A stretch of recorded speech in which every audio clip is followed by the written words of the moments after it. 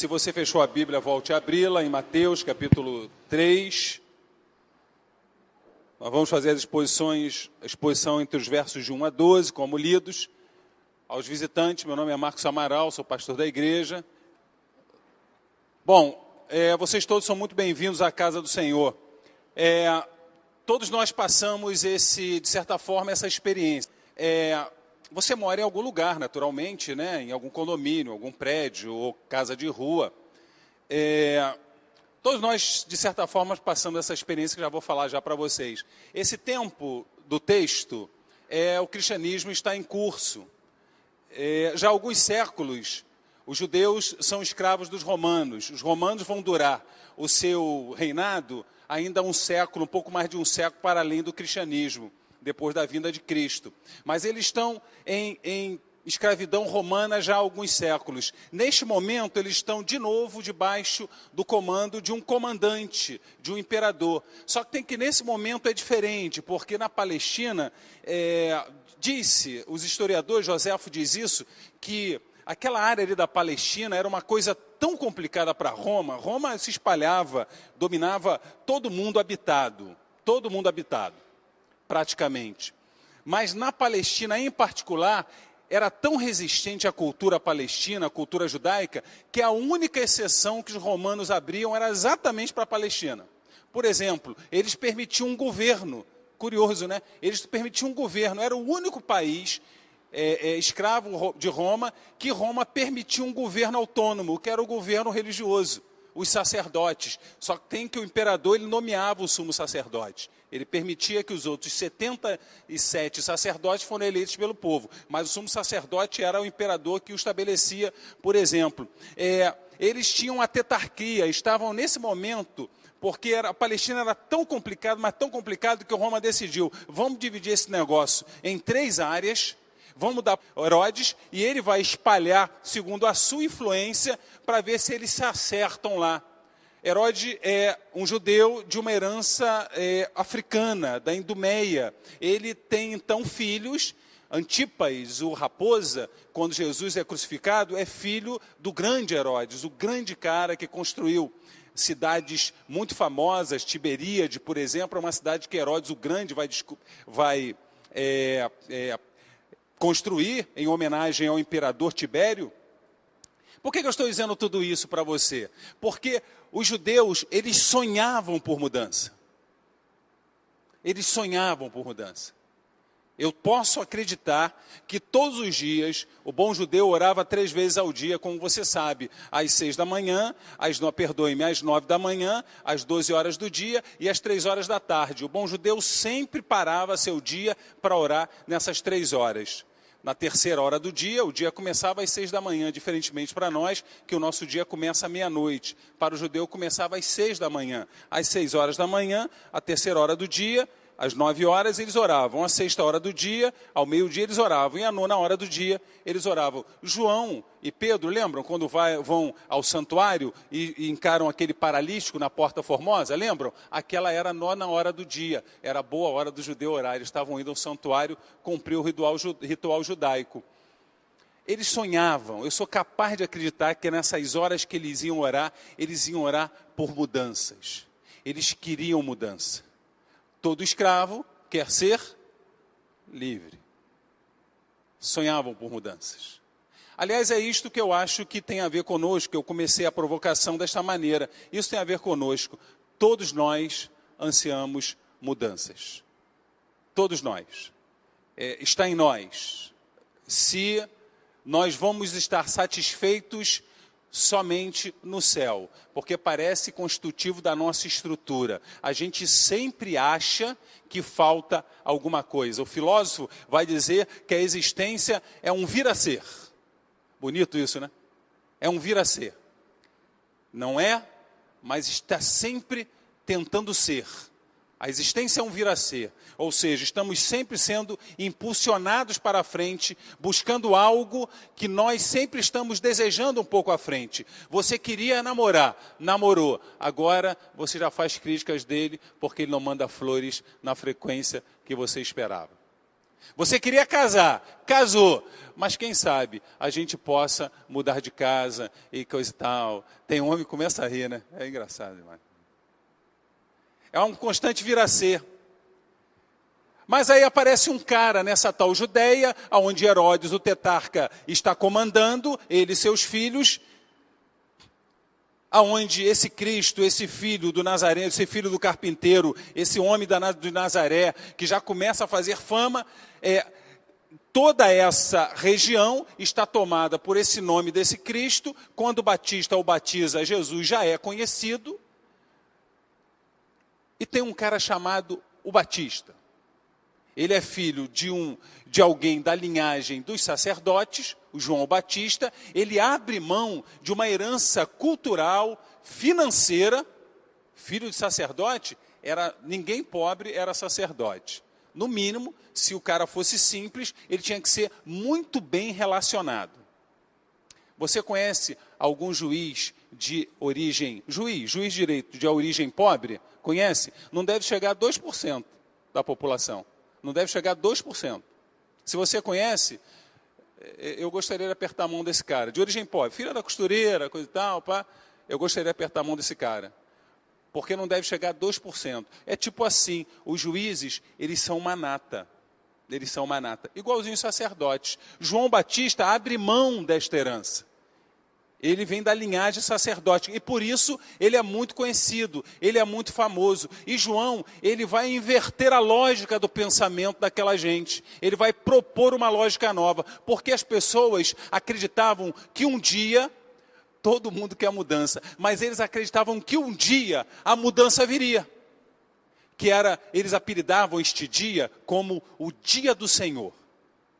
Os profetas falam disso desde sempre. Haverá um dia que as coisas irão mudar. O dia do Senhor. Aonde o Senhor aparecerá, Daniel diz que o Senhor aparecerá como fogo consumidor sobre as nuvens, poderosamente. Os caras queriam mudanças e achavam que elas viriam com uma espada, num ato só. Você é assim? Você espera mudanças? E acha que elas virão? Elas virão?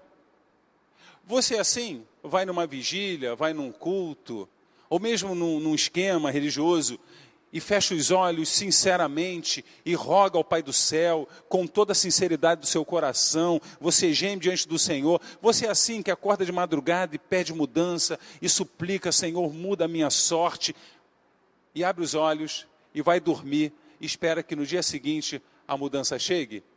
Você é desses? Então você é igualzinho os caras. Você não está sozinho. Tem muita gente há muitos anos que pensa desta forma. A mudança, ela virá. João Batista é o primeiro cara na linhagem judaica que vai discursar um discurso diferente. Perdoe-me o pleonasmo. Ele vai falar um discurso diferente. Ele vai mudar a lógica dizendo: a mudança não virá. A mudança é você. É o primeiro cara que muda essa lógica. Ele diz assim: a mudança, ela não virá. A mudança é você. Volta para o texto, por favor. E vamos caminhar com João. Vamos. Naqueles dias, eu estou no primeiro verso. Naqueles dias apareceu, eu leio, você, por gentileza, apenas acompanha. Naqueles dias apareceu João Batista pregando no deserto da Judeia e dizia: arrependei-vos, porque está próximo o reino dos céus. Porque este é o referido por intermédio do profeta Isaías: voz do que clama no deserto, preparai o caminho do Senhor e direitai as suas. Você pode estar estranhando, você que é religioso, né? Você que é religioso, você pode estar estranhando. Como assim, pastor? João Batista está falando: arrependei-vos. É verdade. Esse discurso é um discurso velho. Os profetas falam de arrependimento. Esse é um discurso velho, mas é a primeira vez que alguém fala de arrependimento para a linhagem de Abraão. É a primeira vez que alguém fala de arrependimento para a linhagem de Abraão. E ele vai falar isso lá na frente. É a primeira vez que o João reúne os judeus que esperam pelo dia do Senhor e diz assim: Ei, gente, vocês querem metanoia. Arrependimento quer dizer metanoia, tá? A palavra grega quer dizer metanoia. Ou seja, você está indo para lá, você dá um giro de 180 graus, e para onde você estava indo, você dá as costas, e para onde você estava dando as costas, você dá a sua frente. Isto é arrependimento. Ele vai dizer, olha, a mudança virá a partir da sua mudança de direção. E essa é a primeira coisa que eu quero perguntar a você. Qual a direção que você está tomando? É a direção da mudança? A direção que você está tomando é a direção da mudança? Essa é a primeira coisa.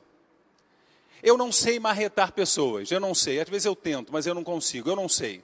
Eu acredito na mudança, naquela que se constrói entre você e Deus. Eu acredito na mudança que se constrói no interior, no mais profundo do silêncio do ser, de uma cumplicidade entre você e o Espírito. Esta mudança ninguém é capaz de roubar. É aquela semente que o Senhor diz assim, caiu na terra boa, e não tem nada que a possa abafar, não tem pássaro que a possa roubar, não tem espinhos que a possa sufocar. Essa mudança ninguém rouba. E esta é a primeira coisa que eu quero perguntar a você, qual a direção que você está tomando? É a direção da mudança? Que você quer mudança, a gente sabe. Arrependei-vos, diz o Batista. Arrependei-vos. Mudem de direção. Façam uma releitura. Reflitam sobre vocês corajosamente. Investiguem. É difícil investigar. Eu sou psicólogo clínico. Eu costumo dizer que eu sou dos bons, porque nunca nenhum cliente meu se matou. Eu sou dos bons. Eu estou tratando de uma pessoa na clínica, ela tem uma idade adulta e ela tem uma atividade também muito interessante. E ela está caminhando na vida também há algum tempo. E ela está num sofrimento porque a gente entrou num ambiente onde a gente está chegando na identidade dela. E deu uma dosinha na última sessão, deu uma dó, porque psicólogo tem pena, tem pena não, tem compaixão. E deu uma dó, mas deu uma dó, porque ela falou assim, entre lágrimas, não é mais aquela lágrima doída, né? Aquela lágrima doída é aquela que é difícil de descer, né? Ela falou assim, eu nunca imaginei que na altura da minha vida eu concluísse que eu não soubesse quem eu sou. Isso é muito difícil, né? Qual a direção que você está? É a direção da mudança? Se você quiser continuar a orar, se ajoelhar, tudo bem, fica à vontade. Eu só não sei se isso vai adiantar, como os caras lá. Queriam o dia do Senhor e clamavam pelo dia do Senhor. E o Batista disse assim, o dia do Senhor virá no momento em que vocês começarem a perceber que a mudança tem a ver com vocês. E esta é a primeira coisa, baseado neste verso que li com você. Agora eu vou ler a partir do verso 4, você pode me acompanhar? Usava João, leia comigo o verso 4, leia. Usava João, vamos lá, o verso 4, vamos lá, juntos. Usava João vestes de pelo de camelo e um cinto de couro. Sabe o que João me ensina? João, ele rompeu, ele foi radical. Qual o santo que deixou tudo e ficou pobrinho e saiu andando pelo mundo todo? São Francisco, né? São Francisco, de Assis ou de Assis? No final dá tudo certo. São Francisco, pronto, de Assis. Ele saiu pelo mundo todo, né? Ah, tá vendo? Eu não sou católico não, mas eu mando as coisas. Está pensando o quê? São Francisco de Paula. Mas eu estou no de Assis, não tem o São Francisco de Assis? O cara era rico, não era? Não tem essa história? Que ele era rico, abriu mão e saiu rodando. Ele deve ter imitado o Batista, entendeu? Porque o Batista, eu não sei se ele era rico, mas o Batista, ele era de uma linhagem sacerdótica. E eu disse para vocês e garanto, não tinha bobo entre os sacerdotes. Ele abriu mão, no mínimo eu posso afirmar com toda a segurança, o Batista abriu mão de uma vida de classe média estável. E aí ele foi para a área do rio Curã, onde tinha a comunidade do Curã, onde tinha um canto lá do Jordão, e ele foi lá para aquela área, a mesma área onde Ezequiel, quando foi arremessado por Deus, ele deprimiu, chamado para ser profeta, ele deprimiu e foi para essa área. Existia uma comunidade dos pancadas, sabe? Os pancadas, os caras doidão, os caras todos diferentes, dos caras estranhão, tipo no nosso tempo, o profeta Gentileza. Eu sou do tempo do profeta Gentileza. Aliás, eu tive esse privilégio. Eu estudava ali no Caju, exatamente na rua ali do cemitério. Eu não era uma alma perdida não, mas eu estudava na rua do cemitério. Lá no fundo tinha um colégio, um ginásio, mantido pelo Exército. E eu cansei de ver o Gentileza quando ele não era o Gentileza. Ele era só um maluco que ficava debaixo ali daquelas paradas ali, da ponte. Ele era só um doido, barbudo. Nós, era um moleque de 12 anos, a gente ficava meio tenso com ele, que a gente ficava num sinal para pegar carona ali na avenida. Tinha um esquema. Eu sou do tempo que a Avenida Brasil tinha sinal, gente. Eu sou dinossauro mesmo. No tempo que a Avenida Brasil tinha sinal, cruzava ali no Caju, tinha que parar, passar. Eu ficava ali para pegar carona, pedir carona para entrar lá para dentro da rua do cemitério. Pois é. Era mais ou menos isso, vem comigo, era mais ou menos isso. A comunidade do Rio Curã era uma comunidade de gente meio pancada, meio diferente, meio de estranhão, meio curioso. Eram uns caras muito estranhos, eram uns caras que adoravam ao Senhor, tinham uma visão de Deus e não se misturavam, não moravam dentro da cidade. Isto era um perigo, não morar dentro da cidade. Aliás, morar dentro da cidade já era um perigo, imagina fora. Imagina morar fora da cidade. Essa galera morava fora da cidade e não se misturavam, porque eles diziam que a cidade estava contaminada de pecado. E eles moravam fora da cidade e não comiam a comida da galera, plantavam as suas hortaliças e comiam. Eles eram vegetarianos. Se vestiam de roupas diferenciadas. O Batista me diz, sabe o quê? A mudança, quando a gente discursa, tem que começar por nós. E ele dá o exemplo disso. Não tem essa de você discursar mudança se você não vive essa realidade. Você é apenas um teórico. Imagina se eu for para a sua casa, escondido, e ficar uma semana lá naquele negócio. Será que eu perco a minha fé? Será que eu perco? Não sei. Se eu não estiver bem, será que eu saio lá melhor ou acabam comigo? Imagina se eu me esconder na mala do seu carro uma semana e boto o microfone, será que eu perco a minha fé? Ou será que eu saio de lá, pô, cara, eu estava mal, mas esse cara aqui me impactou com a vida dele. E o que você acha? Fica tranquilo, que eu não vou fazer isso não. Relaxa. O Batista me ensina assim, engraçado. Ele está dizendo assim para mim, vem comigo, ele está dizendo assim para mim, engraçado, essa galera, eles esperam mudança, eles esperam que ela venha do céu, sobre o dia do Senhor. Eu vou tentar ajudá-los a entender e vou fazer uma pergunta a eles. Vocês estão tomando que direção? É a direção da mudança? Porque se vocês não estão tomando a direção da mudança, pode ficar pedindo a Deus, porque ela não virá. E a segunda coisa, eu vou dar meu exemplo. Eu vou começar a mudança por mim. Será que você, pai, pode dizer para o seu filho, como Pedro e João disseram para aquele paralítico, na porta do santuário Formosa, olha para mim, olha para mim. Será que você pode dizer isto? Olha para mim.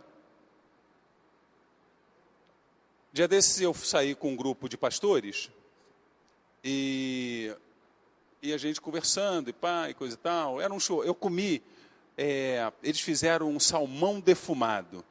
O negócio é bom para dedéu, gente. Já comeu salmão defumado? Então come. Não morre não, come salmão defumado, porque tu vai adorar.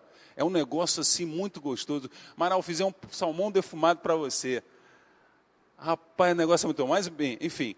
E aí a gente estava lá e coisa e tal. E aí um dos pastores falou assim, pô, eu estou sem carro, dá carona? Eu falei, qual é o seu carro? Não, eu fui pego na lei seca.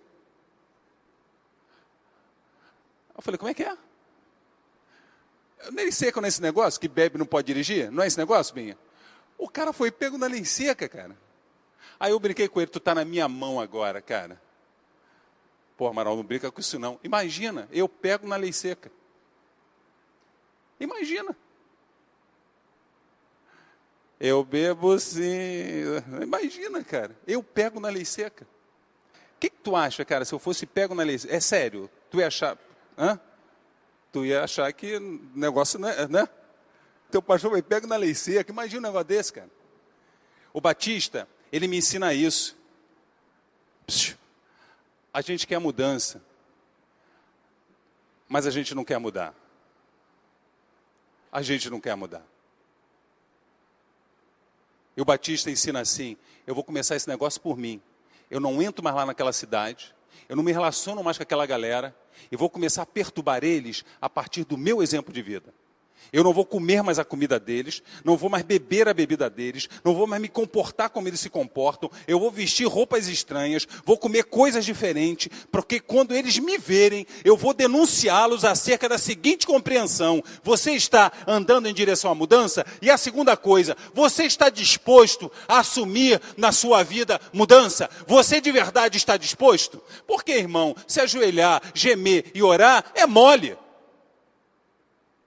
É mole, custa nada. O máximo de decisão de levantar de madrugada e ficar 15, 20 minutos acordado. Mas você está a fim de mudança? Está decidido a crucificar a sua vida por Jesus? Você está? Está a fim de subir no Calvário, como cantamos? O Senhor se deu a si por amor a nós. Você está decidido a calar a sua boca, a fechar os seus olhos, a engolir frio? Você está decidido a amar o diferente, aquele que te perturba? Está a fim de vestir as roupas de João? Tá? Poxa, que bom. Ah, não está não? Ah, tá. Então, como eles, fica pedindo o dia do Senhor. Essa é a segunda coisa. Essa é a segunda coisa. O reino de Deus precisa vir através dos seus filhos. O verso 5, me ajude, leia comigo. O verso 5, vamos lá? Todo mundo. Então saíram a ter com ele Jerusalém, Judeia, circunvizinhança do Jordão. Eu estava vendo ali no mapa, depois você vem em casa, eu estava lendo no mapa, ele fala Judeia, não é isso? Toda a Judeia. Não é isso que ele fala? Jerusalém, toda a Judéia. Jerusalém é a cidade santa, tá certo? Lembra o cara que falou: pô, Senhor, eu sou cara sob autoridade, e digo um vem, outro vem. O centurião romano, né? Tu não precisa ir lá na minha casa, tu tem poder para curar meu servo. E aí Jesus ficou amarradão no testemunho do cara e falou: pô, nem na cidade santa eu vi um esquema desse. Nem na cidade santa eu vi um cara com coração, sabe, em mim, que acredita, coisa e tal. Mas eu quero falar da Judéia. A Judéia era só a galera metida. Só os bambambam. Era o núcleo. Não tem... Alguém aqui mora em Ipanema? Eu estava vendo um programa de humor, dia desses, e o cara falou assim: negócio de estádio de futebol é para pobre. Estádio de futebol é um negócio de pobre. Você já viu o estádio de futebol em Ipanema, Leblon? Eu falei: é verdade esse negócio. Estádio de futebol em Madureira, ele botando pilha em Madureira, no Engenhão, Engenho de Dentro, coisa e tal. A Judéia era só Ipanema, Leblon. No máximo, uma Laranjeira. No máximo. O pessoal de Laranjeira pensa que é Zona Sul, né? Laranjeira. Era só a nata.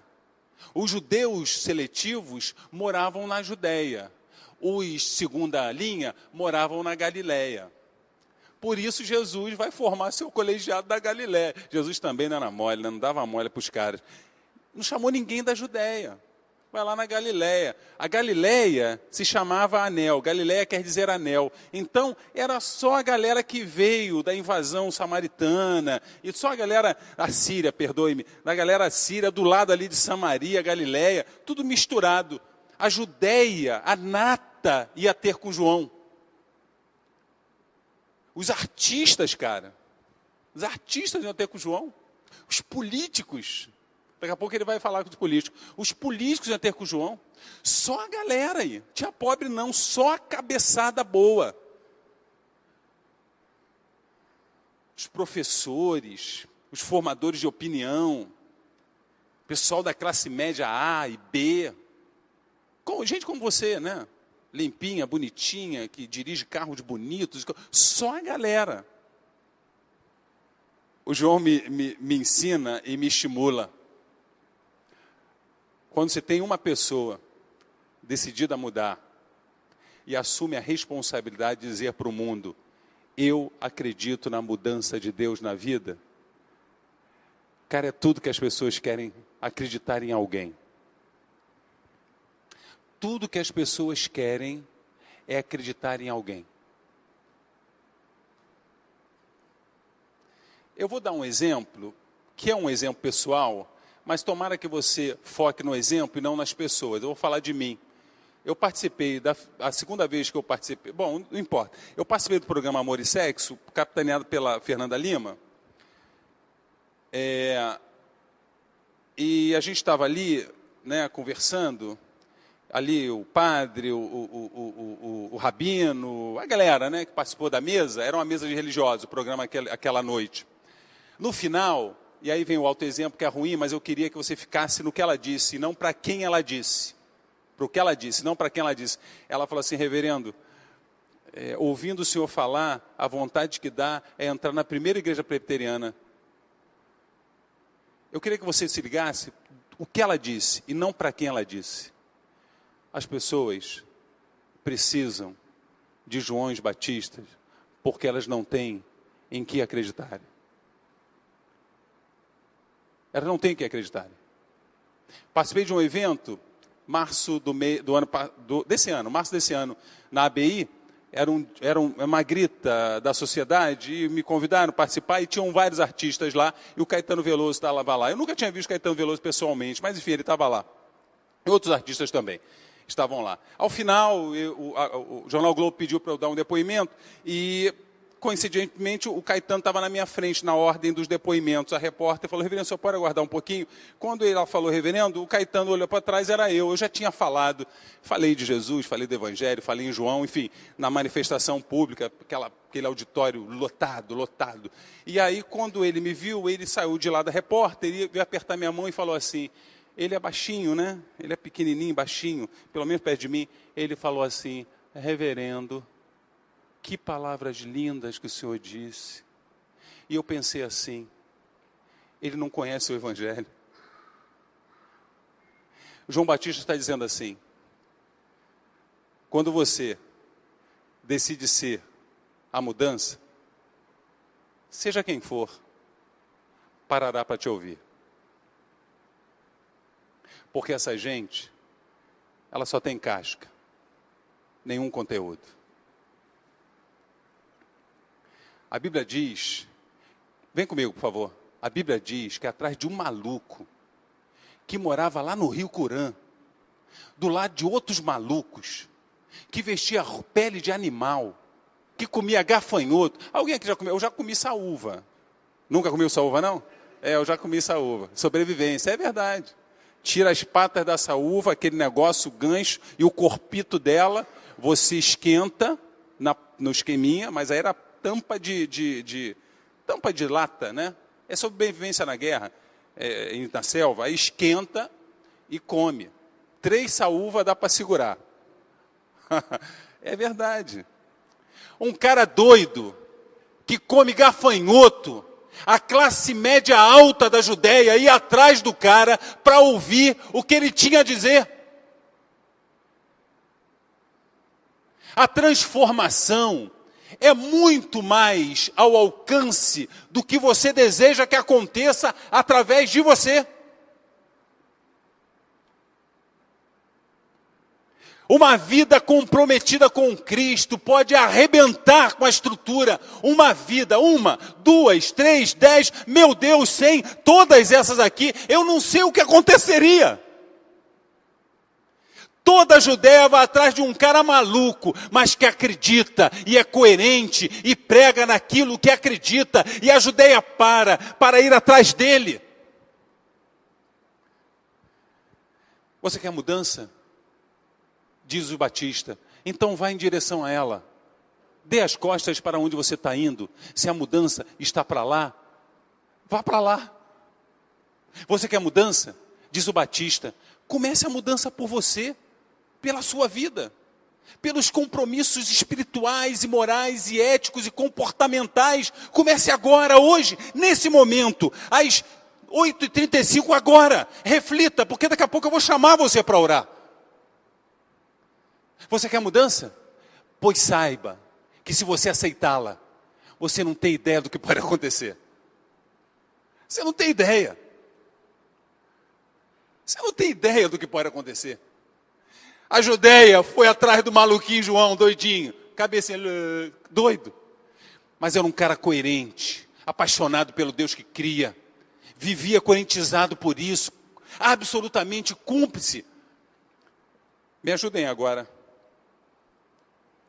O verso 6, tem uma ciência isso aí, eu vou ajudar você a entender. Vamos lá, o verso 6, né, comigo? Vamos lá. E eram por ele batizados no Rio Jordão.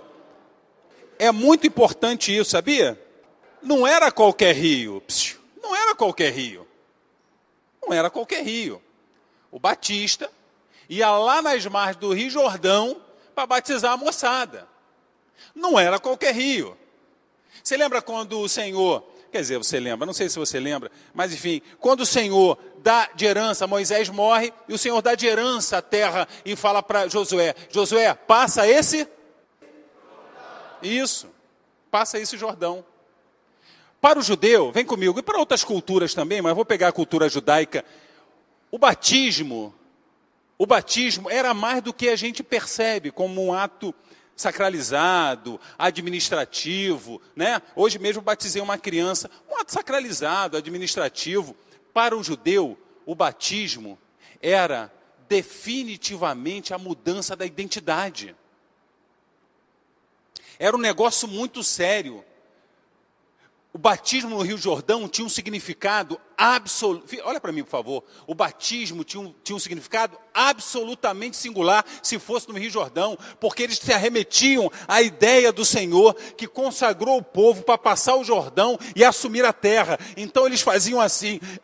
Eles saíam da área ocidental, passavam o Jordão, e eu posso afirmar a você, o Batista estava lá na área oriental, passavam o Jordão para serem batizados pelo Batista, e eles tinham então a compreensão que agora a sua identidade será nova, sacou?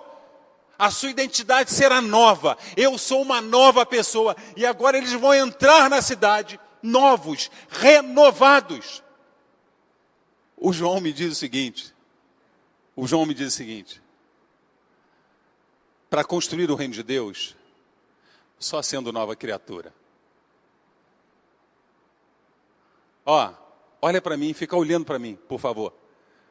Nananina não. Você pode até ser membro da igreja, porque isso não vale nada. Vale nada ser membro da igreja. Nada. Não, que eu sou membro da igreja. É? Ah, tá. Prazer. Parabéns. Eu quero saber se você é uma nova criatura. Você é uma nova pessoa? Deixa eu te fazer uma pergunta. Você já passou o Jordão e foi batizado e voltou uma nova criatura? Já? Que bom. Pensa aí. Porque para construir o reino de Deus, só sendo nova criatura. O que vale é essa pergunta. Lá vai ela. Você é nova criatura? Você já passou o Jordão para ser batizado pelo Batista e voltou uma nova criatura? O João me diz assim, você quer mudança? No reino de Deus, só sendo nova criatura. Só sendo nova criatura. A gente tem que ir lá no Jordão, se encontrar com o Batista e falar assim, Batista, me dá um banho aí nesse negócio, porque eu quero construir o reino, eu quero ser nova criatura. A outra coisa que o João vai dizer, essa é a última, é o 10, vamos lá para o 10. Já está posto o machado à raiz da árvore, é cortada e lançada ao fogo. 11. Eu vos batizo com água para arrependimento, mas aquele que vem depois de mim é mais poderoso do que eu, aleluia, cujas sandálias não sou digno de levar. Ele vos batizará com o Espírito Santo Aí o Batista termina dizendo: passou o Jordão, você é a nova criatura, não adianta comprar o carro, tem que botar combustível, porque ele não anda sem combustível. Não sei se você sabe, não anda sem combustível. Carro zero, se não bota combustível, é que nem carro velho, não anda. Se a tua força não está sendo sustentada pelo Espírito de Jesus, essa nova criatura não será vencedora. Você precisa aceitar essa realidade espiritual de se relacionar com o Espírito Santo. Você precisa... Você aceitou Jesus? Aceitou? Que bom. Você precisa aceitar essa realidade espiritual de se relacionar com o Espírito Santo de Jesus. Porque Jesus batiza com fogo. Porque o Espírito Santo sustenta a nossa vida. Porque o Espírito Santo vai nos dar sabedoria a todo tempo. Porque o Espírito Santo vai nos orientar a todo tempo. Jesus vai dizer que o Espírito Santo virá para nos orientar acerca do pecado, acerca da justiça e acerca do juízo. O Espírito Santo é o fogo consumidor que vai consumir todo tipo de pecado e insinuação em nós e através de nós. O Espírito Santo é que vai se constranger e vai nos constranger quando a nossa vida é uma vida inclinada naquele momento, naquele gesto para o pecado. É o Espírito Santo que vai intermediar e vai gemer, vai dizer Paulo, com gemidos inexprimíveis para diante do Pai, pedindo misericórdia sobre nossa vida. É o Espírito Santo que vai delegar-nos, revestir-nos, proteger-nos dos ataques de Satanás e seus demônios. É o Espírito Santo que vai fazer a nossa vida viver em vitória, em graça, continuadamente. Eu batizo vocês com água, eu posso levá-los a uma compreensão de uma nova criatura, mas quem sustenta vocês nessa perspectiva de vida não sou eu, mas é Ele, o Cristo, o Espírito Santo está com Ele. É por isso, irmão, alguém mandou uma mensagem para mim essa semana falando: reverendo, eu preciso muito falar com o senhor, eu não estou bem, preciso muito falar com o senhor. E eu lamentei, eu falei, olha, eu respondi, falei, olha, liga, tem prazer em lhe ouvir. Mas na verdade, essa pessoa, como talvez você, precisa falar com o Espírito Santo, não é comigo. Fala com o Espírito Santo. Vai lá, eu vou atender, eu sou de carne e osso, né? Eu vou ter uma escuta atenciosa, vou tentar te dar uns toques, afinal eu tenho o Espírito Santo de Deus, como você, eu vou, né? O Espírito vai falar comigo, vai falar com você, alguma coisinha talvez eu lhe ajude, eu até acho que eu posso lhe ajudar, mas nada que se compare à sua relação com o Espírito Santo. Ao invés de falar comigo, fala com o Espírito Santo. É dele que procede toda a saída e toda a sabedoria. Paulo, quando escreve aos Colossenses, vai dizer, nele está resumida toda sabedoria. Olha só, cara, que marra, não é no doutorado não, sabia? Sabia que não é no esquema que você... Não, é nele está resumida toda sabedoria. Fala com ele. Ele vai batizar vocês com esse fogo do saber, da iluminação, da sabedoria, da sustentação, do calor, da persistência, da resistência, da vigorosidade, da tenacidade. É o Espírito Santo. Eu termino como comecei. Você quer mudança? Quer? Eu também quero. Por isso eu quero convidar você a orar por mudança. Mas não aquela mudança profética que diziam os profetas, mas a mudança iniciada no Batista. A mudança iniciada no Batista. Você quer mudança? E essa é a primeira pergunta. Você está caminhando em direção à mudança? Ou você só quer mudança? A segunda coisa, essa mudança está começando por você? Comprometido com você? Ou você só quer mudança, mas não quer mudar? A terceira coisa, o Batista me ensina, olha, reverendo, você não tem ideia. Uma vida que aceita pactuar-se com Jesus. Não tem essa de que fulano é fera. Vem gente da Judéia para ouvir você. Vem gente da Judéia amarradona porque você tem uma vida pactuada com Jesus. Vem gente de tudo quanto é canto. Você quer mudança? então você tem que ser nova criatura. Tem que passar o Jordão. Vida nova. Quer que essa vida seja perene? Essa mudança seja estável? Espírito Santo. Jesus batiza você com fogo. Jesus diz assim, olha, vou chegar aí. Lembra que ele falou, eu, Pai, iremos e faremos em você morada. Eu vou chegar nesse negócio, essa parada aí eu vou chegar e vou entrar e você vai ver só. Eu quero orar por isso. Quem sentiu no coração, eu quero orar. Vem até aqui à frente, sai do seu banco, quero orar com você. Você quer mudança? Quer mudança de verdade? Quer mudança pactuada? Então é só saia do seu banco, comece a mudança agora. Nesse momento, nós vamos orar com você. Isso. Aleluia.